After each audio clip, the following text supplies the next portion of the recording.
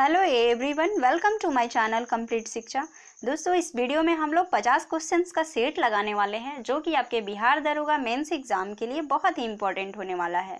तो चलिए हम लोग सेट लगाते हैं और आप सेट जरूर लगाइएगा। पूरा सेट लगाने के बाद आप कमेंट बॉक्स में अपना स्कोर जरूर बताइएगा कि आपका तैयारी कैसा चल रहा है, आप 50 क्वेश्चन में से कितना क्वेश्चन सही कर पाए हैं।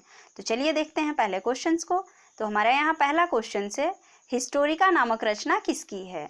इसके लिए आपको सिर्फ 10 सेकंड का टाइम मिलेगा। आप अपना आंसर जरूर कमेंट बॉक्स में लिखिएगा। तो इसका सही आंसर हो जाएगा ऑप्शन नंबर ए, हेरोडोटस। हिस्टोरिका नामक रचना हेरोडोटस के द्वारा लिखी गई थी और हेरोडोटस को ही हम लोग इतिहास का पितामह के रूप में भी जानते हैं।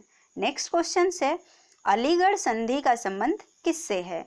अलीगढ़ की संधि का संबंध, यहाँ सही आंसर है आपका option number C, East India Company और सिराजुद्दौला के बीच में अलीगढ़ का संधि हुआ था।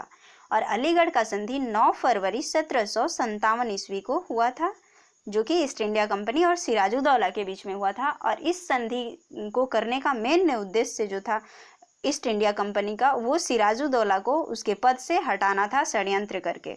और इस संधि में इन्होंने क्या किया, मिर्जाफर को अपने पक्ष में कर लिया और इसके बाद पलाशी का युद्ध किया, जो कि 1757 ईस्वी में हुआ था, 1757 में ही। और इसमें सिराजुद्दौला को उसके पद से हटा दिया गया। नेक्स्ट क्वेश्चन है, मंगल पांडे का संबंध किस इन्फेंट्री से था। तो सही आंसर हो जाएगा इसका option number B, option number B, 34 NI infantry से मंगल पांडे का संबंध था। मंगल पांडे क्या थे, तो ये एक सिपाही थे और इन्होंने ही सिपाही विद्रोह की शुरुआत की थी, जो कि 29 मार्च 1857 को बैरकपुर से किया था। और बैरकपुर के छावनी में थे। और इन्होंने क्यों किया था, तो गाय के जो चर्बी से कारतूस को बनाया जाता था और इस अफवाह की वजह से ही ये सिपाही विद्रोह का शुरुआत हुआ था। उसको मुंह से काटने से मना किया था, तो इसके बाद ये सिपाही विद्रोह स्टार्ट हो गया था। कब, 29 मार्च 1857 को। और फिर मंगल पांडे को 8 अप्रैल को ही फांसी दे दी गई थी। 8 अप्रैल 1857 को फिर इन्हें फांसी दे दी गई थी।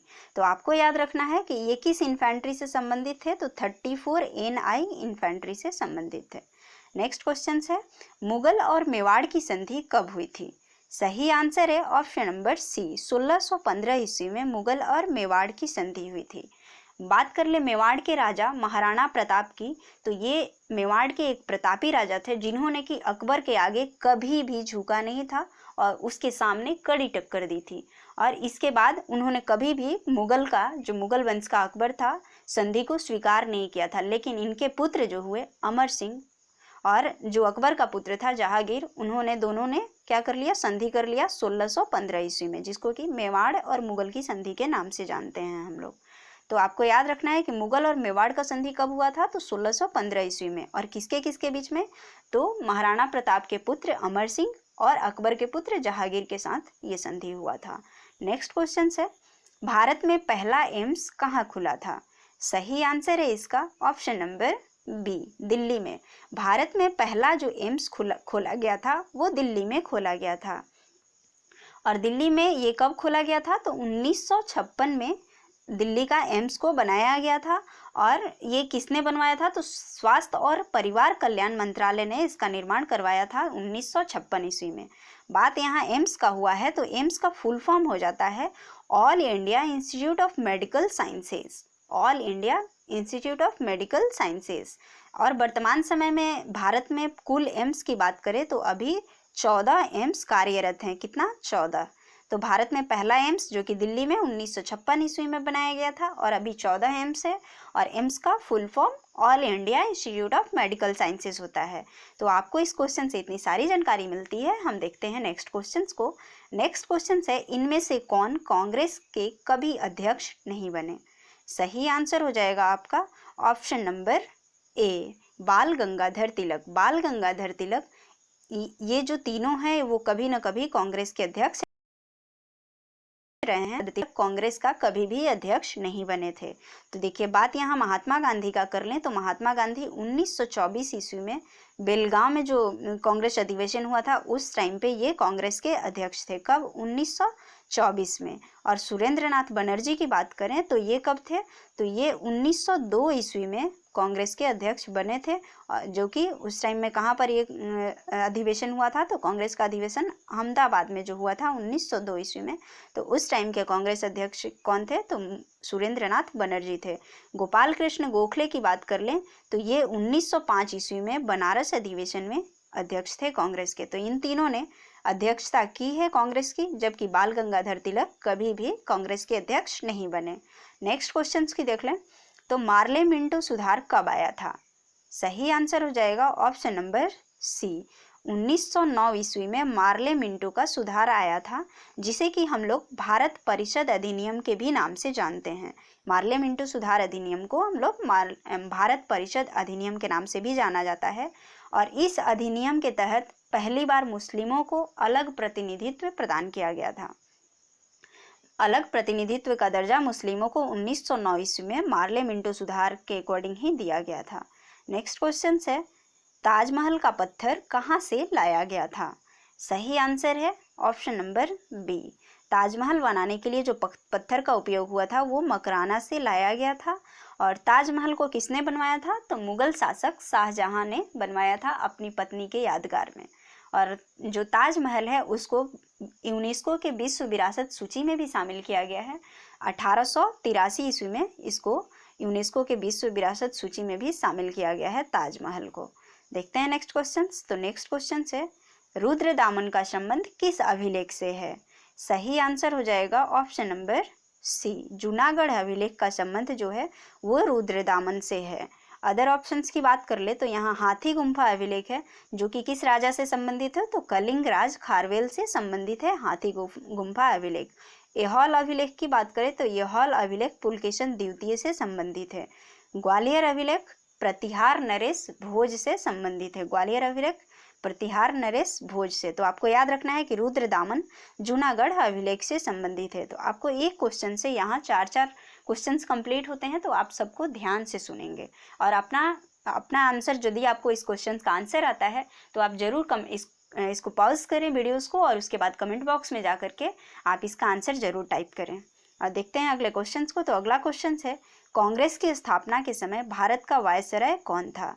इसका सही आंसर है option number B, Lord Dufferin. Congress की स्थापना के समय लॉर्ड डफरिन जो था वो भारत का वायसराय था। तो कांग्रेस की स्थापना का यहाँ बात हुआ है तो इम्पोर्टेंट हो जाता है कांग्रेस की स्थापना कब हुई थी। तो कांग्रेस का स्थापना हुआ था 28 दिसंबर 1885 ईस्वी को। और किसने किया था, तो ये A.O. ह्यूम द्वारा किया गया था। कांग्रेस की स्थापना A.O. ह्यूम द्वारा किया गया था। और उस समय भारत का वायसराय जो थे वो कौन था, तो लॉर्ड डफरिन थे। लॉर्ड डफरिन के समय में कांग्रेस की स्थापना 28 दिसंबर 1885 ईस्वी को की गई थी। नेक्स्ट क्वेश्चन से यहाँ पर, सुलह-ए कुल की नीति किसने अपनाया था? तो सुलह-ए कुल की नीति अपनाया गया था, सही आंसर है ऑप्शन नंबर सी, अकबर के द्वारा सुलह-ए कुल की नीति को अपनाया गया था। और इस नीति का मुख्य उद्देश्य था सार्वभौमिक सहिष्णुता। सार्वभौमिक सहिष्णुता का मतलब हो गया कि सभी धर्मों को बराबर की मान्यता। ठीक है, तो ये अकबर के द्वारा सुलह-ए कुल की नीति को अपनाया गया था। और अकबर ने एक और धर्म चलाया था जिसका नाम था दीन-ए-इलाही। दीन-ए-इलाही को उसने कब स्टार्ट किया था, कब चलाया था, तो 1582 ईस्वी में अकबर ने दीन-ए-इलाही नामक धर्म को भी चलाया था।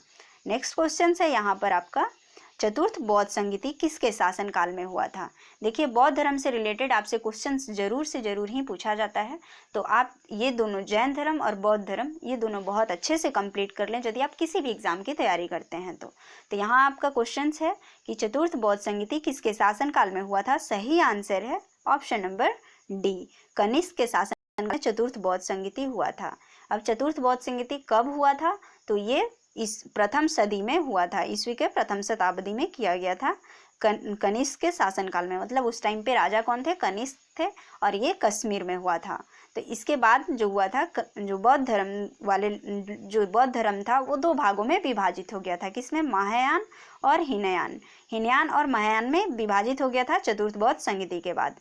बात कर लें प्रथम बौद्ध संगीति का, तो प्रथम बौद्ध संगीति 483 ईसा पूर्व में हुआ था। उस टाइम में किसके शासनकाल में हुआ था, तो ये अजातशत्रु उस टाइम में शासन कर रहे थे 483 ईसा पूर्व में। दूसरा बौद्ध संगीति जो हुआ था वो 383 ईसा पूर्व में हुआ था, और उस टाइम में कालाशोक का शासनकाल था। और तीसरा बौद्ध संगति जो कि पाटलिपुत्र में हुआ था वो कितना में हुआ था, 251 ईसा पूर्व में हुआ था। और उस समय में जो शासन कर रहे थे वो कौन थे, तो अशोक थे। तो आपको इस क्वेश्चन से इतनी सारी जानकारी याद रखनी है। नेक्स्ट क्वेश्चन है, सती प्रथा का उन्मूलन किसके सहयोग से हुआ था? सही आंसर हो जाएगा ऑप्शन नंबर ए, राजा राममोहन राय के द्वारा सती प्रथा उन्मूलन में काफी सहयोग किया गया था। देखिए, राजा राममोहन राय ने सती प्रथा के उन्मूलन में अपना काफी सहयोग था और इसके लिए सती प्रथा को खत्म करने के लिए 1829 ईस्वी में कानून भी बनाया गया था। और राजा राममोहन राय को पूर्ण जागरण पितामह के रूप में भी हम लोग जानते हैं, पूर्ण जागरण के पितामह। और राजा राममोहन राय ने 1828 ईस्वी में एक समाज की स्थापना की थी जिसका नाम है ब्रह्म समाज। तो ब्रह्म समाज की स्थापना राजा राममोहन राय ने 1828 ईस्वी में किया था। अदर ऑप्शंस की बात करें तो यहाँ पर दयानंद सरस्वती हैं, शिव नारायण है, विद्याचंद्र सागर हैं। अब हम लोग देखते हैं नेक्स्ट क्वेश्चंस को। तो हमारा यहाँ नेक्स्ट क्वेश्चन है, राष्ट्रीय ध्वज का डिजाइन किसने किया था? राष्ट्रीय ध्वज का जो डिजाइन था वो किसने किया था? इसका सही आंसर है ऑप्शन नंबर बी, पिंगली वेंकैया के द्वारा राष्ट्रीय जो ध्वज है, हमारा जो झंडा है, उसका क्या किया गया था, डिजाइन किया गया था। और इसे संविधान सभा में हंसा मेहता ने प्रस्तुत किया था। किसको? राष्ट्रीय ध्वज को हंसा मेहता द्वारा संविधान सभा में प्रस्तुत किया गया था और इसका डिजाइन पिंगली वेंकैया के द्वारा किया गया था। और संविधान सभा ने राष्ट्रीय ध्वज के प्रारूप को 22 जुलाई 1947 को अपनाया था।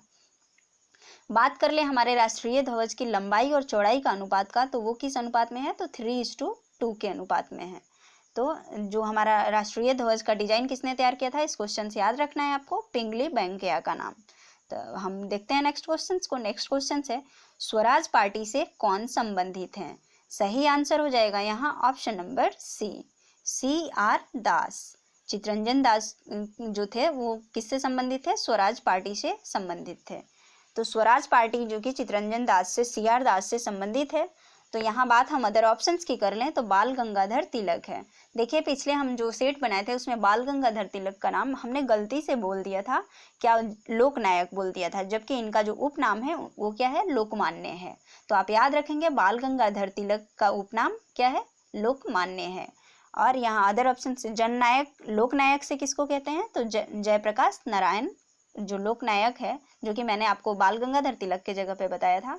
तो लोकनायक जो है वो जयप्रकाश नारायण का उपनाम है और जननायक ऐसा ही है, इसलिए मैं आपको बता देती हूँ। तो कर्पूरी ठाकुर का उपनाम है जननायक।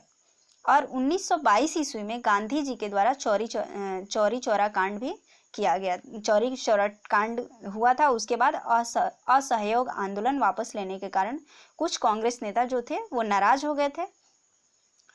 ये देखिए, ये स्वराज पार्टी जो हुआ था वो क्यों हुआ था, तो ये इसलिए हुआ था कि 1922 ईस्वी में गांधी जी जो थे वो चौरा चौरी कांड को, मतलब चौरा चौरी कांड के बाद वो अपना असहयोग आंदोलन को वापस ले लिए थे।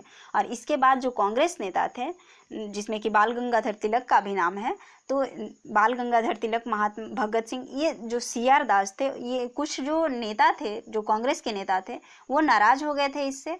और इसमें से मोतीलाल नेहरू और चितरंजन दास ने 1923 ईस्वी में इलाहाबाद में स्वराज पार्टी का गठन किया था। इसके बाद ही स्वराज पार्टी का गठन हुआ था। किसके बाद? असहयोग आंदोलन के बाद 1923 ईस्वी में। 1922 ईस्वी में महात्मा गांधी के द्वारा चौरा चौरी कांड जब हुआ था तो कांग्रेस अधिवेशन को वापस ले लिया गया था। तब 1923 ईस्वी में इलाहाबाद में स्वराज पार्टी का स्थापना किया गया था। और वो किसने किया था? तो CR दास, चितरंजन दास और मोतीलाल नेहरू के द्वारा किया गया था 1923 ईस्वी में। तो आप याद रखेंगे कि 1923 ईस्वी में कौन संबंधित था? तो CR दास से और मोतीलाल नेहरू थे, जो कि स्वराज पार्टी का स्थापना 1923 ईस्वी में किया। सांप्रदायिक निर्वाचक का जनक किसे माना जाता है? सही आंसर हो जाएगा option number B, Lord Minto. Lord Minto को सांप्रदायिक निर्वाचक का जनक के नाम से जाना जाता है। अब यहाँ बात हो रहा है किसका? लॉर्ड मिंटो का और सांप्रदायिक निर्वाचक का जनक। तो आपको याद रखना है कि सांप्रदायिक निर्वाचक का जनक लॉर्ड मिंटो को जाना जाता है। नेक्स्ट क्वेश्चंस देख लेते हैं। तो अब यहाँ पर आपको इस सेट में पहले 15 क्वेश्चंस जो हैं वो हिस्ट्री और मतलब जीके से रिलेटेड है, और उसके बाद जो 15 क्वेश्चंस होंगे वो आपके साइंस से रिलेटेड होंगे, GS से रिलेटेड होंगे, और उसके बाद हमने 10 क्वेश्चंस करेंट का भी लिया है। तो आप 10 क्वेश्चंस करंट के होंगे और उसके बाद आपको रीजनिंग और मैथ्स के 20 क्वेश्चंस देखने को मिलेंगे। तो आप इसलिए पूरा सेट में बनाइएगा, क्योंकि हमने सिलेबस को ध्यान में रखते हुए ही इस सेट को तैयार किया है, तो इसीलिए आप इस सेट में पूरा बने रहिएगा। तो बात करते हैं अपने क्वेश्चंस का। तो कांच का गहरा नीला रंग किस कारण से होता है? तो इसका सही आंसर हो जाएगा option number B, cobalt oxide के कारण कांच का गहरा नीला रंग होता है। तो गहरा नीला रंग किससे होता है? तो कोबाल्ट ऑक्साइड के कारण होता है। और सोडियम क्रोमेट से कांच का हरा रंग हो जाता है। आप कुछ और रंगों का याद कर लेंगे। कांच का हरा रंग जो जब होगा तो वो किससे होता है? सोडियम क्रोमेट से होता है। और कांच का भूरा रंग जो होता है वो फेरिक ऑक्साइड के कारण होता है। और कांच का जो एकदम पूरा लाल रंग जो होता है वो क्यूप्रस ऑक्साइड के कारण होता है। तो आपको यहाँ याद रखना है कि कांच का नीला रंग कोबाल्ट ऑक्साइड के कारण होता है। नेक्स्ट क्वेश्चन है यहाँ पर, प्रकाश का तरंग सिद्धांत किसने दिया था? तो प्रकाश का तरंग सिद्धांत किसके द्वारा दिया गया था? आप इसका आंसर कमेंट बॉक्स में बताइएगा अभी, लेकिन हम बताते हैं यहाँ पर ऑप्शन नंबर डी इसका सही आंसर है। हाइजेन के द्वारा प्रकाश का तरंग सिद्धांत दिया गया था। जैसा कि आप सभी जानते हैं कि प्रकाश दोहरी प्रकृति रखता है, एक कण का भी और एक तरंग का भी। तो आप यदि प्रकाश चैप्टर्स को अच्छे से पढ़ना चाहते हैं और समझना चाहते हैं तो हमने इसका लेक्चर वीडियोस और उसके साथ साथ एक प्रैक्टिस सेट भी छोटा सा लगाया है। तो आप उस तीन पार्ट में है, तीनों वीडियोस को अच्छे से देखिएगा, तब आप प्रकाश के जितने भी आपके सामने क्वेश्चंस आएंगे आप आसानी से उसका आंसर कर पाएंगे। तो यहाँ पर है कि प्रकाश का सिद्धांत किसने दिया था? तो हाइजेन के द्वारा प्रकाश का सिद्धांत दिया गया था। और जबकि हम इसके कण की प्रकृति की बात कर लें, क्योंकि प्रकाश दोहरी प्रकृति वाला होता है, एक तरंग और दूसरा कण। तो तरंग को हाइजेन ने दिया था, तो कण के प्रकृति किसने दिया था? तो न्यूटन के द्वारा दिया गया था। तो हम देखते हैं अदर ऑप्शंस यहाँ पर अगला क्वेश्चन को। तो अगला हमारा क्वेश्चन है, डीएनए किस में पाया जाता है? सही आंसर है ऑप्शन नंबर ए, केंद्रक में डीएनए पाया जाता है। डीएनए केंद्रक में पाया जाता है। डीएनए का फुल फॉर्म बात करें तो डायऑक्सीराइबोस न्यूक्लिक एसिड होता है इसका, डायऑक्सीराइबोस न्यूक्लिक एसिड। तो केंद्रक में डीएनए पाया जाता है।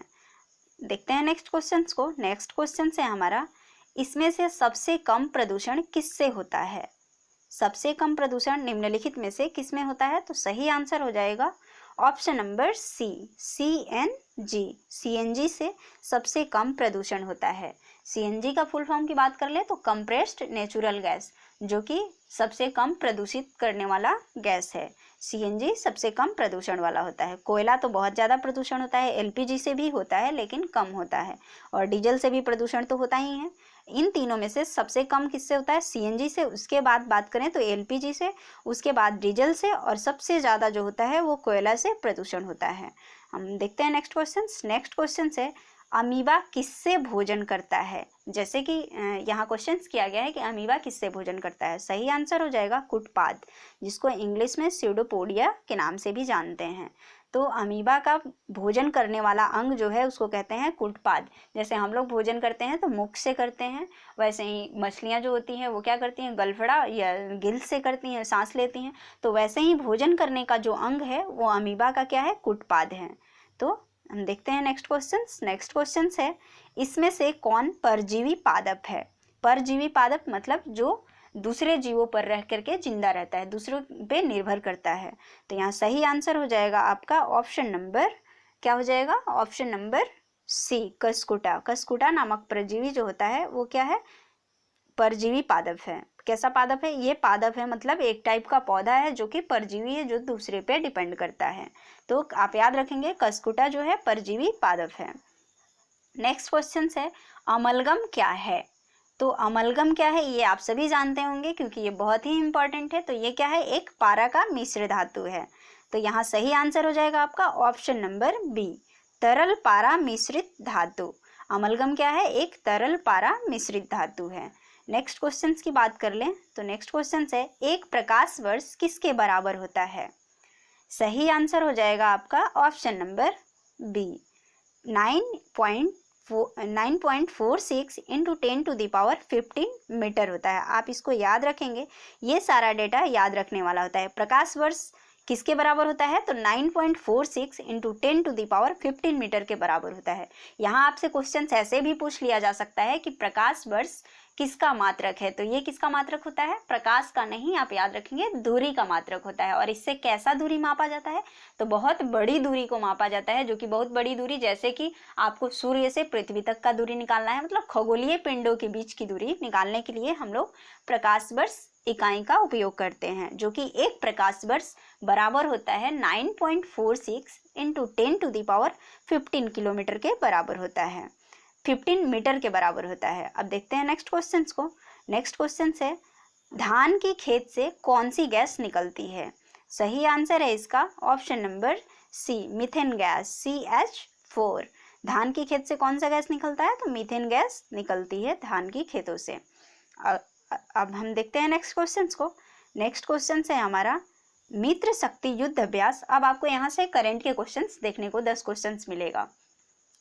तो नेक्स्ट क्वेश्चन है यहाँ पर मित्र शक्ति युद्ध अभ्यास भारत किसके साथ करता है? तो मित्र शक्ति नामक युद्धाभ्यास किसके साथ भारत करता है? तो ये श्रीलंका के साथ किया जाता है मित्र शक्ति युद्धाभ्यास। नेपाल के साथ भारत कौन सा करता है? तो वो सूर्य किरण है। और नेपाल के साथ कौन सा करता है? तो नेपाल के साथ सूर्य किरण, और श्रीलंका के साथ कौन सा करता है युद्धाभ्यास? तो ये मित्र शक्ति है। और इसका अभी 6वां संस्करण इस साल आयोजित किया गया था। देखते हैं नेक्स्ट क्वेश्चन, हॉर्नबिल फेस्टिवल किस राज्य में मनाया जाता है? तो हॉर्नबिल फेस्टिवल किस राज्य में मनाया जाता है? सही आंसर है ये ऑप्शन नंबर बी, नागालैंड में हॉर्नबिल फेस्टिवल मनाया जाता है। हॉर्नबिल एक टाइप का पक्षी है और जो कि विलुप्त प्राय प्रजाति में आ गई है, मतलब कि अब इसकी जो संख्या है वो बहुत ही कम हो रहा है। तो इससे लोगों को जागरूकता बढ़ाने के लिए हॉर्नबिल से लोगों में जागरूकता हो, उसके मारे नहीं, उसका संरक्षण करे, उसका जो आवास है उसको संरक्षित करे, जिससे कि उनकी संख्या लगातार घटे नहीं। इसके लिए हॉर्नबिल फेस्टिवल को मनाया जाता है नागालैंड में। अब एक ऐसा ही क्वेश्चन आपसे पूछा जाता है कि पक्के पागा हॉर्नबिल फेस्टिवल किस राज्य में मनाया जाता है? तो पक्के पागा हॉर्नबिल फेस्टिवल जो मनाया जाता है वो किस राज्य में मनाया जाता है?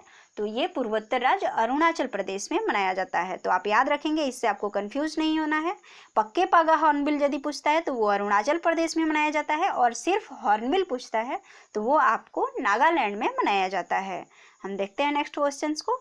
नेक्स्ट क्वेश्चन है सैयद मुश्ताक अली ट्रॉफी किस खेल से संबंधित है? सही आंसर है इसका ऑप्शन नंबर बी, क्रिकेट से संबंधित है। सैयद मुश्ताक अली ट्रॉफी किस खेल से संबंधित है? तो ये क्रिकेट से संबंधित है। हम देखते हैं नेक्स्ट क्वेश्चन को। नेक्स्ट क्वेश्चन है गूगल के वर्तमान समय में CEO कौन है?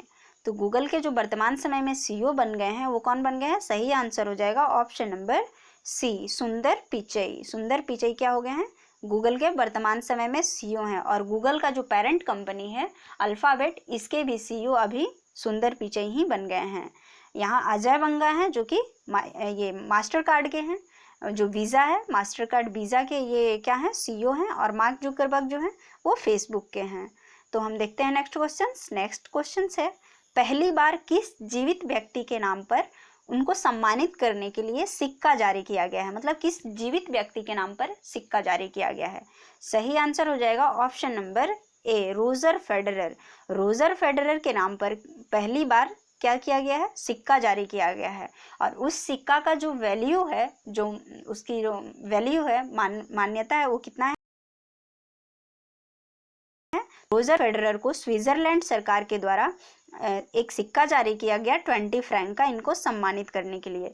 और ये पहले जीवित व्यक्ति बन गए हैं। ऐसे तो जो सिक्का जारी किया जाता है वो मरणोपरांत व्यक्तियों को यादगार के लिए किया जाता है, याद करने के लिए किसी के जयंती पर किया जाता है। लेकिन यहाँ पर रोजर फेडरर को सम्मानित करने के लिए, जो कि स्विट्जरलैंड के क्या हैं, एक प्रोफेशनल व्यावसायिक टेनिस प्लेयर हैं, तो इनके नाम पर ही 20 फ्रैंक का स्वीडिश सरकार के द्वारा सिक्का जारी किया गया है। तो आपको याद रखना है।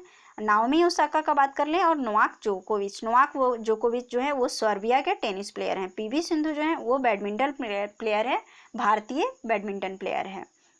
और नाओमी ओसाका जो कि जापान की खिलाड़ी हैं। तो हम देखते हैं नेक्स्ट क्वेश्चन को। नेक्स्ट क्वेश्चन है भारत का एक्वा लैब किस राज्य में स्थित है? तो भारत का जो एक्वा लैब है वो किस राज्य में स्थित है? तो आप यहाँ पर आंसर करेंगे, क्या हो जाएगा इसका सही आंसर? तो सही आंसर है इसका ऑप्शन नंबर ए, उत्तराखंड के देहरादून में भारत का पहला एक्वा लैब स्थापित किया गया है। तो आपको याद रखना है उत्तराखंड। और उत्तराखंड का अभी जो राजधानी बनाया गया है वो उसको कौन सा राजधानी बनाया गया है? पहले तो देहरादून था और अब क्या कर दिया गया है? गैरसैंण इसकी राजधानी हो गई है। क्या? भारत का पहला एक्वा लैब आपको याद रखना है देहरादून शहर में स्थापित किया गया है, जो कि उत्तराखंड राज्य के अंदर है। अब देखते हैं नेक्स्ट क्वेश्चन को। नेक्स्ट क्वेश्चन है, विश्व की सबसे युवा प्रधानमंत्री कौन है? सही आंसर हो जाएगा ऑप्शन नंबर ए। कौन बनी है? तो सना मरीन, जो कि कहाँ की हैं प्रधानमंत्री? तो ये फिनलैंड की है। फिनलैंड की सबसे युवा प्रधानमंत्री बन गई हैं और महिला प्रधानमंत्री भी हैं। ये वहाँ की पहली महिला प्रधानमंत्री भी हैं और सबसे कम उम्र की भी हैं। कौन? सना मरीन। तो ये सबसे युवा प्रधानमंत्री हैं। जूजीना कैपुटोवा जो हैं वो स्लोवाकिया की पहली महिला प्रधानमंत्री हैं। और हमारे देश की पहली महिला प्रधानमंत्री भारत की, तो वो है इंदिरा गांधी। तो हम देखते हैं नेक्स्ट क्वेश्चन को। हमारा यहाँ नेक्स्ट क्वेश्चन है, पुरुष ओडीआई की पहली महिला मैच रेफरी कौन बनी है? ये हाल फिलहाल में ही बनी है। ये सारे करंट के क्वेश्चन है और बहुत ही इंपॉर्टेंट है आपके एग्जाम के लिए। तो सही आंसर हो जाएगा option number C, GS Lakshmi, जो कि पुरुष ओडीआई मैचों में पहली बार रेफरी करने वाली पहली महिला बन गई हैं। कौन? जीएस लक्ष्मी। रानी रामपाल का बात करें तो ये हॉकी इंडिया की कप्तान है, रानी रामपाल। पीवी सिंधु तो बैडमिंटन प्लेयर हैं। देखते हैं नेक्स्ट क्वेश्चन को। नेक्स्ट क्वेश्चन है हमारा यहाँ पर, एनएसई के वर्तमान समय में अध्यक्ष कौन है? सही आंसर हो जाएगा option number A, Girish Chandra Chaturvedi. NSE मतलब national stock exchange. National stock exchange का जो अध्यक्ष हैं वो कौन बन गए हैं? गिरीश चंद्र चतुर्वेदी। अब ऐसा ही मिलता जुलता नाम है जो कि क्या है? गिरीश चंद्र मुर्मू। तो गिरीश चंद्र मुर्मू ये कौन है? तो ये जम्मू कश्मीर के पहले राज्यपाल बन गए हैं। जो यूनियन टेरिटरी जब से बना है उसके लेफ्टिनेंट गवर्नर जो बन गए हैं वो गिरीश चंद्र मुर्मू बन गए हैं। और अभी जो एनएसई के अध्यक्ष बन गए हैं वो गिरीश चंद्र चतुर्वेदी। तो आप इस क्वेश्चन से ऑप्शन देख करके आप कंफ्यूज नहीं होइएगा। और डीके जैन जो है ये कौन है? तो ये बीसीसीआई के पहले लोकपाल हैं डीके जैन, जिनका कार्यकाल अभी वर्तमान में ही हाल फिलहाल में ही क्या किया गया? 1 साल के लिए बढ़ा दिया गया है। और भगत सिंह कोश्यारी की बात कर लें तो ये महाराष्ट्र के राज्यपाल हैं। हम देखते हैं नेक्स्ट क्वेश्चन को। नेक्स्ट क्वेश्चन है, पाइका विद्रोह का स्मारक स्थल किस राज्य में स्थित है? तो इसका सही आंसर है ऑप्शन नंबर बी। पाइका विद्रोह जो हुआ था वो कहाँ हुआ था? उड़ीसा में से ही शुरुआत की गई थी पाइका जनजाति के द्वारा 1817 ईस्वी में। तो इसको याद करने के लिए स्मारक स्थल बनाया जा रहा है। और अब से पहले जो हमारे देश का जो स्वतंत्रता संग्राम का पहला जो विद्रोह था वो हम लोग मानते थे 1857 का सिपाही विद्रोह को ही, लेकिन अब से माना जाएगा, ऐसा सरकार ने घोषणा कर दिया है कि 1817 का पाइका विद्रोह ही स्वतंत्रता संग्राम का पहला विद्रोह माना जाएगा। तो अब से 1817 का आप याद रखेंगे, स्वतंत्रता संग्राम का पहला विद्रोह पाइका विद्रोह होगा। और इसका स्मारक स्थल उड़ीसा में बनाया गया है। इसका जो शिलान्यास भी अभी हो चुका है, जो कि हमारे उपराष्ट्रपति एम वेंकैया नायडू के द्वारा किया गया है, पाइका विद्रोह स्मारक स्थल का शुभारंभ। तो नेक्स्ट क्वेश्चन है, अब यहाँ पर आपको रीजनिंग के क्वेश्चंस देखने को मिलेंगे। तो आप अब रीजनिंग के क्वेश्चंस सॉल्व करेंगे। तो क्वेश्चंस कह रहा है कि यदि a बराबर a बराबर 2 है और b बराबर 3 है, c बराबर 4 है, d बराबर 5 है, तब जो 20, 22, 19, 23, 6, 26 का अर्थ क्या है? तो देखिए, सबसे पहले आपको क्वेश्चन समझना है। क्वेश्चंस में दिया है कि a बराबर 2 दिया हुआ है, 2 दिया हुआ है। तो a का जो कोड होता है वो क्या होता है? 1 होता है। मतलब a जो है अल्फ़ाबेट में, इंग्लिश अल्फ़ाबेट में पहले नंबर पे आता है। जबकि इसका जो हमारे क्वेश्चंस में दिया हुआ है वो कितना दिया हुआ है? तो दूसरा नंबर कोड दिया हुआ है। इसका मतलब ये है कि ये जो है एक बढ़ा करके दिया हुआ है। आप देख पा रहे हैं यहाँ पर एक बढ़ा करके दिया हुआ है। तो जो हमारा कोड दिया हुआ है इसमें हमें क्या करना होगा? एक कम करना होगा, क्योंकि ये जो कोड है वो एक बढ़ा करके दिया है। तो 20 के जगह पे हमें क्या लिखना होगा? 19। और 19 के जगह पे हमारा अल्फ़ाबेट में कौन सा लेटर आता है? तो वो आता है एस। वैसे ही यहाँ 22 है तो 21 हो जाएगा, 21 के जगह पे हमारा आता है यू। वैसे ही 19 है तो 19 में से 1 माइनस कर देंगे, आ जाएगा 18। 18 की जगह पे 18 पे आता है आपका आर। तो आप ऐसा देख पा रहे होंगे कि किस ऑप्शन से ये मैच कर रहा है। तो अभी तो ये 2 ऑप्शन से मैच कर रहा है, ए से भी और डी से भी, तो अभी हम नहीं डिसाइड कर सकते हैं। अगला है नंबर, देखते हैं अगला 23 है। तो 23 के जगह पे यहाँ है तो 22 हो जाएगा, और 22 पे आता है आपका क्या, भी आता है। वैसे ही यहाँ पर नेक्स्ट है 6। तो यहाँ पर हमने लिखा था SUR और 6 है तो 5 हो जाएगा, तो 5 के जगह पे क्या आ जाएगा, ई आ जाएगा।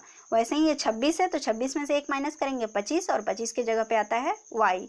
तो आपका ये जो बन गया सर्वे बन गया, और ये डी ऑप्शन से मैच कर रहा है। तो सही आंसर हो जाएगा यहाँ पर आपका डी। तो आप यहाँ पर सही आंसर लगाएंगे, इसका क्या, डी लगाएंगे। नेक्स्ट क्वेश्चन देखते हैं। नेक्स्ट क्वेश्चन है ए इंटू बी का अर्थ है ए बी का भाई है, तथा a माइनस बी का अर्थ है ए बी की माता है। तो इनमें से किसका अर्थ है कि R D का मामा है। देखिए मामा होने के लिए पहले क्या होना होगा, इसकी एक माता होगी, और माता का जब भाई R होगा तब क्या होगा, D का ये मामा बन जाएगा। तो ये यहाँ पर संबंध इसके माता वाला कहाँ पर आ रहा है, तो यहाँ देखिए a माइनस बी का अर्थ क्या हो रहा है, b जो है a की माता है। तो पहले हम लोग चेक करेंगे माइनस वाला, तो माइनस वाला आपको d ऑप्शन में भी दिख रहा है और b ऑप्शन में भी दिख रहा है। तो यहाँ पर देखते हैं b को, और फिर उसके बाद यदि ये जो है a जो है क्या होता है, b जो है a का भाई बनता है, तो यहाँ पर क्या हो जाएगा, भाई जब बन जाएगा तो ये ऑप्शन सही हो जाएगा। तो इंटू वाला में भाई हो रहा है, तो यहाँ पर क्या हो जाएगा, आपका सही आंसर b हो जाएगा, r into Q minus D. देखिए कैसे, तो d का ये क्या हो गया, ये माता हो गया, हो गई, और d की माता q हो गई, और q का जो भाई है वो r हो गया। तो जब q का भाई है r, मतलब इसकी माता का भाई है, तो ये d का क्या लगेगा, मामा लगेगा। तो ये आपका ब्लड रिलेशन का क्वेश्चन था, जो कि आप इस टाइप के क्वेश्चंस को ऐसे सॉल्व करते हैं। तो हम देखते हैं नेक्स्ट क्वेश्चंस को। नेक्स्ट क्वेश्चन है हमारा यहाँ पर, निम्न में से ऐसे कितने 8 हैं जिनके पहले 6 तथा बाद में 5 है। तो इसका सही आंसर हो जाएगा ऑप्शन नंबर ए 2। अब देखते हैं कैसे होगा। तो देखिए 5 से यहाँ क्या दिया है कि 8 से पहले 6 होना चाहिए और बाद में 5 होना चाहिए। तो हम पहले 8 को टिक आउट कर लेते हैं। तो यहाँ है 8, यहाँ है 8, और यहाँ है 8, और यहाँ है। अब कंडीशन दिया है कि इससे पहले 6 होना चाहिए, बाद में 5 होना चाहिए। तो पहला में तो आप देख रहे हैं ये वैलिड है, मतलब ये इससे पहले 6 है और इसके बाद 5 है। दूसरा में देखते हैं, तो 6 तो है लेकिन 5 नहीं है, तो ये तो नहीं होगा। यहाँ पर देखिए, यहाँ पर भी 6 है और बाद में 5 है। आपको 16 से कंफ्यूज नहीं होना है, क्योंकि यहाँ 16 दिया हुआ है, तो इससे पहले 16 में भी तो 6 आता है, तभी तो 6 है। तो ये तो इसका कंडीशन को फॉलो कर रहा है, तो इसलिए ये भी हो जाएगा। और यहाँ पर भी 5 पहले है, बाद में 6 है, तो ये तो नहीं होगा। तो क्या हो गया आपका सही आंसर, 2 हो गया। तो ऐसे कितने 8 हैं जिनके पहले 6 तथा बाद में 5 है, तो 2 हो जाएगा सही आंसर। आपका ऑप्शन नंबर ए सही हो जाएगा। नेक्स्ट क्वेश्चन है हमारा, यदि CEJQ का अर्थ XVQJ है, तब AGRA का कोड क्या होगा। तो इसका सही आंसर हो जाएगा, हम लोग देखते हैं पहले सॉल्व करके कि देखिए C से ये X कैसे लिखा है। तो C का कोड होता है 3 और X का होता है कितना, 24 होता है। तो 24 और 3 को यदि आप जोड़ देते हैं तो कितना हो जाता है, 27। और मैंने आपको अपोजिट लेटर जानने के लिए मैंने आपको एक वीडियोस बनाया है रीजनिंग का, आप प्लेलिस्ट में जाकर चेक कर सकते हैं कि कैसे हम लोग पहचानते हैं इसको। तो इसलिए आप वहाँ से जाकर देख लेंगे, कंसेप्ट क्लियर हो जाएगा। तो 27 है, इसका मतलब ये हुआ कि ये जो है एक दूसरे का अपोजिट कोड को लिखा हुआ है। तो वैसे ही हम लोग AGRA का भी क्या करेंगे, अपोजिट लिखेंगे। तो A का अपोजिट कितना हो जाएगा, तो A का हो जाएगा Z, G का कितना हो जाएगा आपका, तो G का कितना होता है कोड, तो 7 होता है। तो 7 और 27, तो 20 नंबर पे क्या होता है, T आएगा। तो इसका सही आंसर क्या जा रहा है, आप देख रहे हैं कि Z के बाद T आ रहा है, तो पहला ऑप्शन में ये दोनों मिल जा रहा है। तो हम आगे का चेक नहीं करेंगे, या फिर कर भी सकते हैं, लेकिन हमें टाइम को कम करना होता है। तो इसलिए हम यहाँ पर सही आंसर क्या करेंगे, ए करेंगे। 2 ही से चेक करने पे वैसा किसी ऑप्शन में नहीं मिल रहा है, तो हमारा सही आंसर मिल गया यहाँ पे। नेक्स्ट क्वेश्चन देखते हैं। नेक्स्ट क्वेश्चन है कि 20 मिनट में घंटे की सुई कितने डिग्री घूमेगी।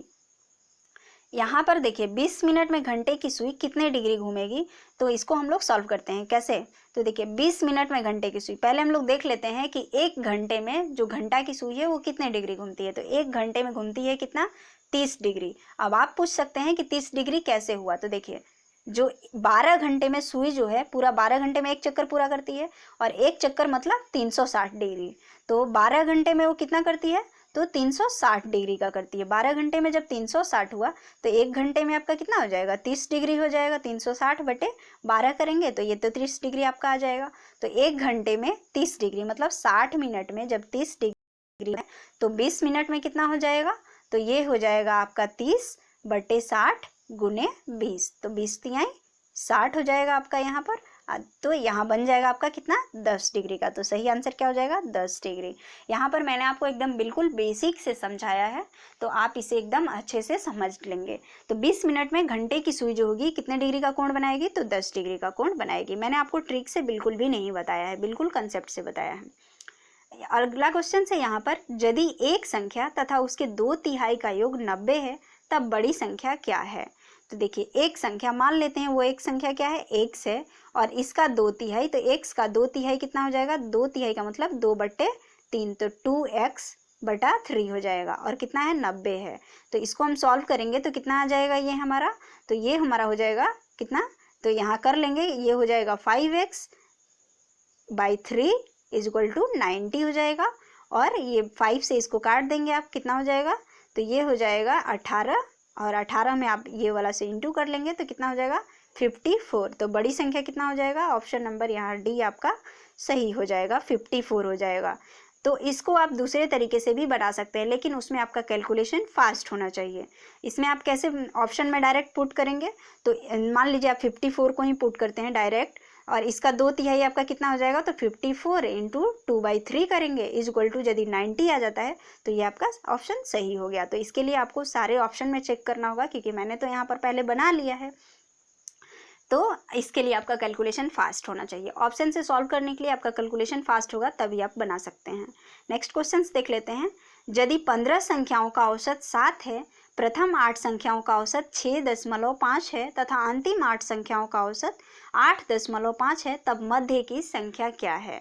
तो मध्य की संख्या निकालने के लिए हम पहले क्या करेंगे, संख्याओं का औसत जो होता है वो क्या होता है, तो संख्याओं का योग होता है, अब बेटा संख्याओं की संख्या, जो जब संख्याओं के योग में संख्याओं की संख्या से भाग दे देते हैं तो वही हमारा औसत निकलता है। तो हम यहाँ क्या निकालेंगे, संख्याओं का योग निकालेंगे। तो संख्याओं का योग निकालने के लिए हम यदि 15 से 7 में क्या करेंगे, मल्टीप्लाई कर देंगे, तो वो हमारा क्या होगा, संख्याओं का औसत निकल जाएगा। ये कितना होगा, 105 होगा। तो ये 15 से 7 में जब करेंगे तो 105 होगा 15 संख्याओं का योग, और वैसे ही 8 संख्याओं का औसत जो 6.5 दिया हुआ है, तो इसका कितना हो जाएगा, 52 हो जाएगा, मतलब 52 हो जाएगा।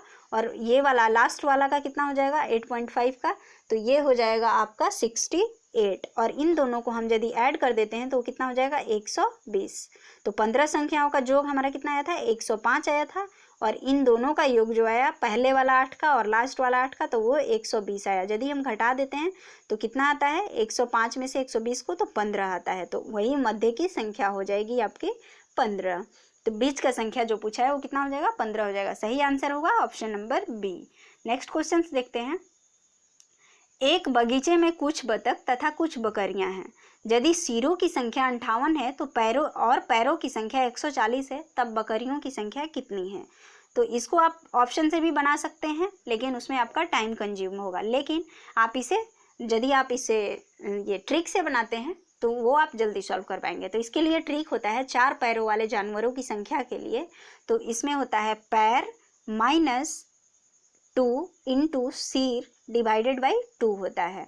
तो आप इसमें पुट करेंगे तो आपका सही आंसर क्या आ जाएगा, ऑप्शन नंबर आ जाएगा आपका सी, ऑप्शन नंबर 12। यहाँ 12 बकरियों की संख्या होगी। यदि सिरों की संख्या 58 है और पैरों की संख्या 140 है, तब बकरियों की संख्या कितनी हो जाएगी, 12 हो जाएगी। आप पैर के जगह पे क्या रख देंगे, 140 रखेंगे, सिर के जगह पे रखेंगे 58, और आप इसको सॉल्व करेंगे तो आ जाएगा 12। नेक्स्ट क्वेश्चन देख लेते हैं हम अपना। नेक्स्ट क्वेश्चन है, निम्नलिखित में से कौन सा कथन सही है। कुछ ऑप्शन है, संख्या 1 एक अपूर्ण संख्या है। तो ये क्या है, सही है, नहीं है, अपूर्ण नहीं है, पूर्ण संख्या है। संख्या 1 जो है वो एक पूर्ण संख्या है। ऑप्शन नंबर बी की बात करें तो सभी परिमेय संख्याएं अपरिमेय होती है। तो हाँ, सभी जो परिमेय संख्याएं होती है वो अपरिमेय भी हो सकती हैं। अगला ऑप्शन है, तो ये क्या है, ये भी सही नहीं है। सभी परिमेय संख्याएं अपरिमेय नहीं, यदि वो परिमेय है तो अपरिमेय कैसे होगा, ये नहीं हो सकता है। तो ये भी कथन जो है वो सही नहीं है। अब यहाँ बोला कि सभी पूर्णांक संख्याएं प्राकृत संख्याएं नहीं होती है, तो यहाँ नहीं बोला है इसलिए सही है, क्योंकि सभी जो पूर्णांक संख्या में निगेटिव भी इंक्लूड होते हैं, निगेटिव भी शामिल होते हैं, जैसे -1 -2, तो ये सारे जो होते हैं वो प्राकृत संख्या नहीं होते हैं। तो इसलिए आपका सही आंसर यहाँ क्या हो जाएगा, ऑप्शन नंबर सी, सभी पूर्णांक संख्याएं प्राकृत संख्या नहीं होती है, क्योंकि प्राकृत संख्या 1 से लेकर अनंत तक की संख्याओं को हम लोग कहते हैं, और पूर्णांक संख्याओं में निगेटिव नंबर भी आता है, तो इसलिए प्राकृत संख्या पूर्णांक संख्या नहीं हो सकता है। तो हम देखते हैं अगले क्वेश्चन को। अगला क्वेश्चन है, यदि एक पेड़ की छाया उसकी लंबाई का √3 गुना है तब उन्नयन कोण होगा। देखिए, एक पेड़ की छाया कितनी है, उसकी लंबाई का, इस लंबाई का कितना है, √3 गुना, तो ये इसका छाया हुआ जो कि √3 गुना है। तो यदि ये 1 है तो ये √3 है, तो इसका उन्नयन कोण जो बनेगा वो कितना का होगा। तो tan थीटा से आप निकाल सकते हैं, क्योंकि आपके पास लंब भी है और आधार भी है, परपेंडिकुलर और बेस दोनों दिया हुआ है। तो 1/√3 होगा tan थीटा इक्वल टू, तो tan थीटा का वैल्यू कितना होता है, जब tan थीटा 1/√3 होगा तो थीटा का वैल्यू कितना होगा, 30 डिग्री होगा। इसका मतलब उन्नयन कोण कितना होगा, 30 डिग्री का बनेगा, तब जो होगा पेड़ की छाया का लंबाई उसकी लंबाई का √3 गुना होगा। नेक्स्ट क्वेश्चन देख लेते हैं हम अपना। नेक्स्ट क्वेश्चन है यहाँ पर, घड़ी की कीमत में 30% वृद्धि करने के बाद 10% की छूट दी जाती है, तब विक्रेता को कितना प्रतिशत का लाभ होगा। तो देखिए, यहाँ पर यदि घड़ी का कीमत हम 100 रुपया मान लेते हैं और वृद्धि कर देते हैं उसके में, तो कितना हो जाएगा, 30% का वृद्धि, मतलब 30 रुपया का वृद्धि हो गया, तो 130 रुपया हुआ। अब हमें 130 रुपया में 10% का छूट देना है, तो 130 का 10% मतलब 13 रुपया, तो 13 रुपया का हम यदि छूट दे देते हैं तो छूट का मतलब घटा देते हैं, तो 130 में से 13 जब घटा देंगे तो हमारे पास बचेगा 117 रुपया। तो हमने 100 रुपया का चीज़ खरीदा था और 117 रुपया में बेचा, तो हमें 17 रुपया का फायदा हुआ, मतलब 100 में 17, इसका मतलब 17% का हमें लाभ हो गया। तो चलिए नेक्स्ट क्वेश्चन है, इसमें से कौन सा पूर्ण, इसका सही आंसर है ऑप्शन नंबर ए। मैंने इसको कैसे बताया आपको ऑप्शन नंबर ए, तो यहाँ पर आपके लिए देखिए, कभी भी ऑप्शन नंबर बी और डी नहीं हो सकता है पूर्ण वर्ग। क्यों नहीं हो सकता है, क्योंकि किसी भी संख्याओं का पूर्ण वर्ग करेंगे तो 0 और 2 नहीं आएगा, जबकि 1 और 9 आने की संभावना है। तो इन दोनों में से मैंने कैसे बताया, तो देखिए 1 कैसे आ सकता है, तो 9 का यदि आप वर्ग करते हैं तो कितना हो जाएगा, 81 आएगा, जिसका इकाई अंक क्या है, 1 है, तो ये आने की संभावना है। और यदि आप 3 का भी स्क्वायर करते हैं, वर्ग करते हैं, तो उसमें क्या आएगा, आपका लास्ट डिजिट जो होगा, इकाई अंक होगा, वो 9 आने की संभावना है। तो फिर हम इसको क्या करेंगे, 2 आ गया, तो यदि 1 रहता तो हम लोग यहाँ से ऐसे भी निकाल सकते हैं, तो फिर इसका क्या करेंगे, वर्गमूल निकाल लेंगे, पूर्ण वर्ग आ गया, तो ये आपका सही आंसर हो जाएगा, और बाकी कोई भी ऑप्शन सही नहीं होगा। नेक्स्ट क्वेश्चन देख लेते हैं हम अपना। नेक्स्ट एंड यही लास्ट क्वेश्चन है आपका। तो यहाँ पर क्वेश्चन आपसे किया गया है कि 10 सेंटीमीटर, 5 सेंटीमीटर और 7 सेंटीमीटर का एक कार्टून है और उसको एक आयताकार बॉक्स बनाया जाना है। तो आयताकार बॉक्स बनाया जाता है, इसका मतलब कि यदि उसमें लंबाई है, चौड़ाई है और ऊंचाई है, तो वो बॉक्स कैसा होगा, घनाभ के आकार का होगा। तो घनाभ का संपूर्ण पृष्ठीय क्षेत्रफल यहाँ पर पूछा गया है, वही होगा बॉक्स का क्षेत्रफल। तो घनाभ का संपूर्ण पृष्ठीय क्षेत्रफल कितना होता है, 2 × L + L × B + B × H + H × L होता है। मतलब लंबाई 2 × लंबाई गुणे चौड़ाई प्लस चौड़ाई गुणे ऊंचाई प्लस ऊंचाई गुणे लंबाई। तो ये आपका सही आंसर हो जाएगा। इस फॉर्मूला में यदि आप बैठाएंगे इसको तो ये सही आंसर हो जाएगा ऑप्शन नंबर बी, 310 वर्ग सेंटीमीटर आपका सही आंसर हो जाएगा। तो आज के लिए बस इतना ही। आपको यदि हमारी वीडियोस अच्छी लगी है तो आप इसे लाइक करें, सब्सक्राइब करें और ज़्यादा से ज़्यादा लोगों के साथ शेयर करें, जिससे कि इससे ज़्यादा से ज़्यादा लोगों को फ़ायदा मिल सके। Thank you.